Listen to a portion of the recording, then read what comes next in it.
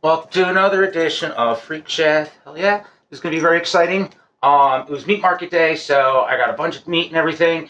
I'm going to start breaking it down, bagging it, separating it out, because I buy it like, I just tell them to put like 3 pounds in one big thing, no big deal, or whatever. So, one of my favorite things to do on meat market day is get my meatballs ready to use.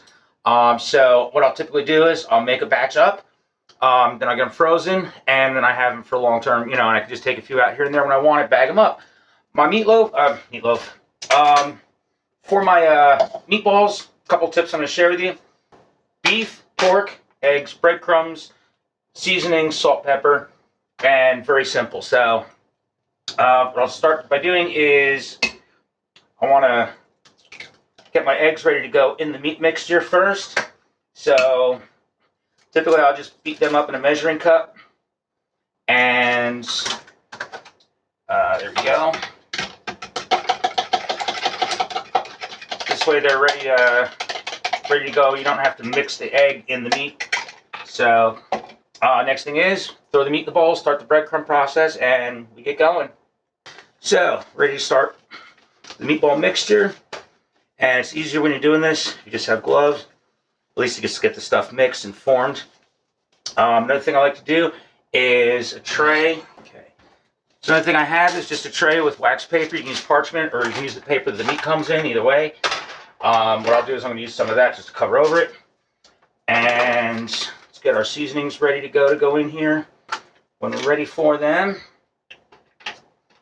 simple basil, oregano, garlic, parsley. You can use fresh or dried. It's up to you. Breadcrumbs, and we're good. Salt, peppers over there. So what I'll do is I have 3 pounds of ground sirloin. Now, some people may look at it like, sirloin, isn't that going to make a dry meatball? No. I don't want it to be very fatty and get a lot of grease in the sauce when I'm making it. So this is my little hack, because I like to use 2 to 3 meats in my meatballs. So I have ground pork and I have ground sirloin. Now, if I'm not using the ground pork, because pork is very fatty, for the ground pork, then what I'll typically do is just use ground chuck, because chuck has a little more to it, fat-wise. And I'm not going to use a full 3 pounds for these meatballs. What I typically will do is about 2 pounds to 1 pound. So, I mean, you can just do it approximate however you want. And I think I have 2 pounds pork. Yeah, I got 2 pounds pork. So, I'm probably going to use half the pork to this then. So, put this off to the side for now. And next is our ground pork. There's a particular butcher I use for a lot of my meats, but that's why I call it Meat Market Day. So I'm very excited when it is Meat Market Day. Actually, what we could do is, this is actually pounds. I thought it said 2 pounds. It's 1.25 pounds. So we're just going to go ahead and put the whole thing in. Like I said, I need a bag to cover over stuff along with the paper when we start making our meatballs. So I'm just going to put this off to the side for now. And next we're going to add our, well, let me get this mixed up a little bit more. Let's break that up. Okay, so first I want to incorporate the beef with the pork. And again, this is ground sirloin, which is not as fatty as ground chuck or even 73% lean beef. So that's why when I'm using the pork with it, I want to make sure that, since the pork adds a lot of fat content to the meat, sometimes when you're simmering this in sauce, so you're cooking it real slow on the stove while you're boiling the pasta, you want to put the meatballs in and cook them all the way through in the sauce instead of browning them first. You get like a fat layer that ends up on top of the sauce. And I can show you a little ice cube trick to do that with. But the other thing is, you don't want to be too tough and pack the meat together too much, because you want it to still be kind of, you don't want it to toughen up. The more you handle it and the tighter you squeeze into that and press it, the tougher it's going to get. You just want to give it enough to just incorporate the 2 meats or 3 meats if you're adding veal to it, if you can. If you find ground veal. Around here it's kind of hard to even find veal cutlets or, just veal for that matter, unless you go like a really nice fancy store. I can order veal from my market, but I never really remember until like I'm thinking like, wow, I should probably get veal. Now that we got the meat mixed up pretty good, I'm going to start adding the egg seasoning and all that. So what I'll do is I'll push it up against the bowl, make a nice little well in the middle, like a pocket for all that seasoning to go in. And then we'll start folding everything in from there. So again, lose the close for this just for now. So start with our basil, garlic,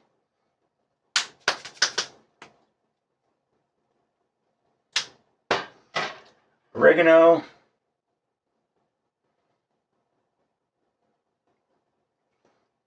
parsley,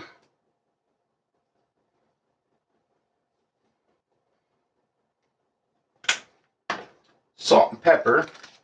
Have our pepper, not too much. Believe me, this is not full of pepper. This is just what I put it in just to grab it quick. And our salt is around somewhere. This is behind the bowl. Salt. Doesn't look like we'll need all of that. Well, just a little bit more. No big deal. All right, and breadcrumbs. What I'll typically do is put a little bit in. I use unseasoned breadcrumbs. We'll start with that. Now we got all that in. I'm going to add the egg. What the breadcrumbs and egg do is it acts as a binder. I have to try to just, this is 2 eggs because we're doing like 2.5 pounds of meat. Now if you watch, what I'm doing is I'm starting to fold it over on the sides to start.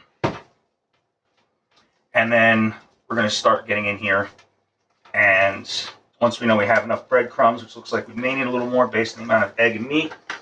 So now we can just start adding a little more here and there.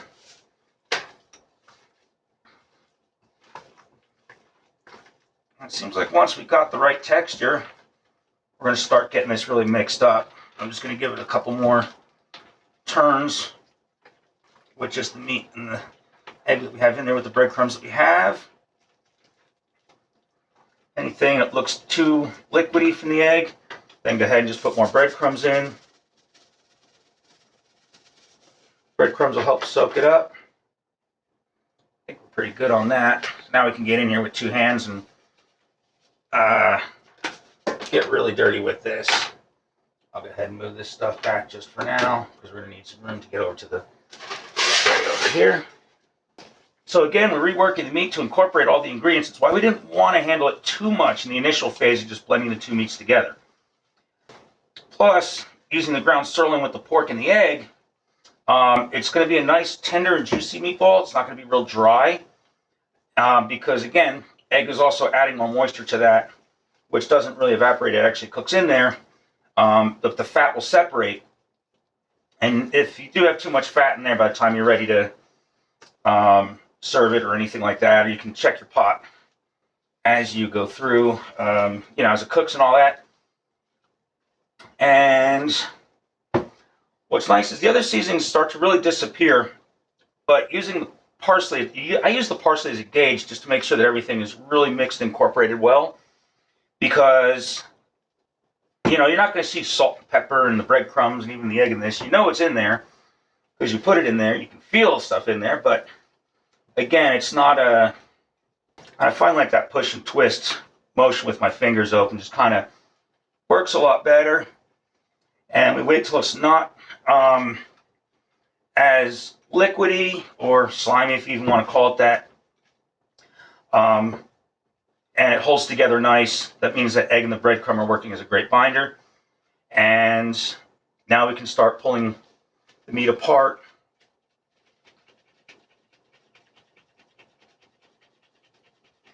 Give them a good roll so they're all even, and then drop them right on the tray. Now they make these things called meatball scoopers that you scoop the meat and press it and it's done. I like to do it by hand. I mean, not every meatball has to be perfect. Some are a little bigger, some are a little smaller. As long as they're all approximately the same size, they all cook evenly in the same amount of time, and you're not going to have one that's really overcooked, one that's really pink. And I like a nice bigger meatball. Typically 2 to 3 per person is plenty when you do them this big. But I always like to have extras plus, per serving. But yeah, Then you just take them, roll them like this. Don't squish and push them. Just lightly roll them between your fingers like I'm doing here, or between your hands like this. Try to get them in all directions, make it nice and round. You're not pushing into it. You're really just letting the motion of your hand do the work. This one's a little big. We're going to take a few pieces of that off. There we go. And you can tell just by, like, if you look at regular ground beef meatballs, or if you use a leaner cut of beef with the ground pork, you can tell how similar they are when you look at how fatty some of it is with the fat content in there. That's what a lot of that white is from when they make the ground meat. So having it a leaner cut of beef really does help with that fat content. You're going to have plenty of fat from that ground pork. That's why I always have a tendency to use a leaner cut of ground beef when I'm adding the pork. Again, like I said in the beginning, if you use ground chuck, that's best. And if you don't add the ground pork, but ground chuck and ground is okay, but even just regular ground beef, which is almost like 70% beef, which is, you know, like quite a bit of fat in there. You don't really want all that, especially sitting in a sauce that you're going to put on pasta. And when you're making stuff in a sauce or something, the fat really doesn't have a way to go out anywhere like it would, like if you're making a burger on a grill, where you could just drain off and just burns off, burns up, depending on how hot your grill is and what you're doing with it.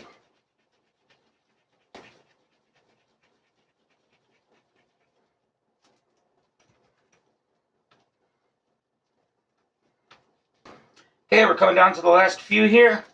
And another thing I wanted to point out is when you are making the meatballs and you're rolling them like this, when you press them too hard, I'll just show you here, they have a tendency to crack and break open, and then people like to squeeze them back together and poke and push at them and all that. Well, what that does is you're just making more seams and stuff for them to crack open when you're browning them.